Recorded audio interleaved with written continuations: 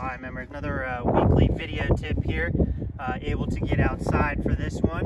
Going to do a little short game work here and just talking to you real quick first off about proper club choice. So I have my 3 wedges here. Well, I have a pitching wedge that I don't have, and then I have my 50-degree wedge, I have my 54-degree wedge, and my 58-degree wedge. What I see so often on short shots is that the biggest error is made before you even start your swing is in choosing the wrong club. I'll see players choose an 8-iron trying to hit that pitch and run when they have way too much zoysia grass to carry before they get on the green. Or I'll see the opposite.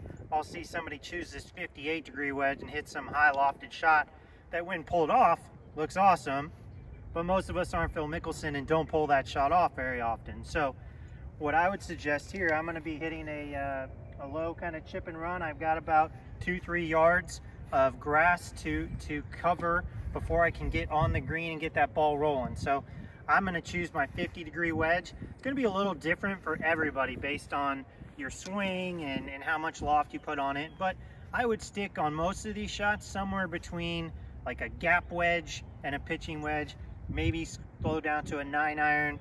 As we get a little further away from the green is when our sand wedge or our 56-degree wedge, whatever it is that you have in your bag, might come into play. So a couple of things real quick.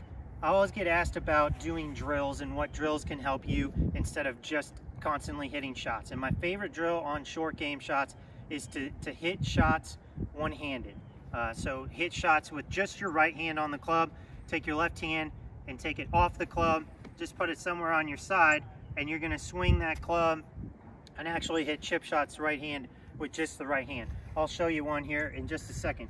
But the 2 things that I really like about swinging with just your right hand is that we tend to stay in good rhythm. Whenever I see right hand only, I don't see a lot of, jerks, where when we put that left hand on, I see that all the time in my lessons. So that rhythm is really good.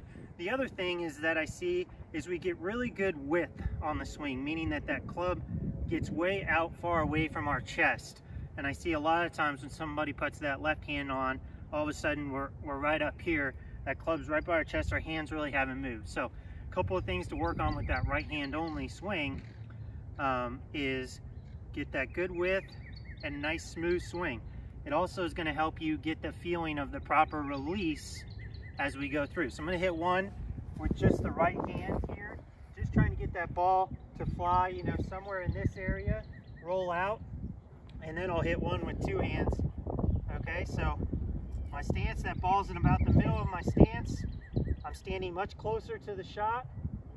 With my right hand, I'm going to get that little bit lower, nice good width on that swing, and roll that shot to the hole. Okay, so we're able to get that very consistent swing there with just that right hand. Okay, we don't need a lot of power on this shot, so that left hand doesn't come into play. Now I'm going to try to do that same thing, concentrating on making sure I get the good width back here. I get good long swing back here, and I'm not just lifting that club up and chopping down on it. Okay, so just like that, and now I'm putting my left hand on and trying to do the same thing.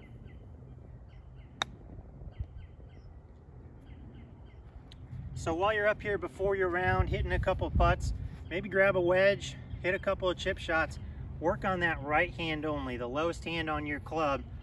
Take that swing, make sure we get good width, good smooth swing, and get that proper release as we're going through, so we're not here, we're getting that good release through that chip shot.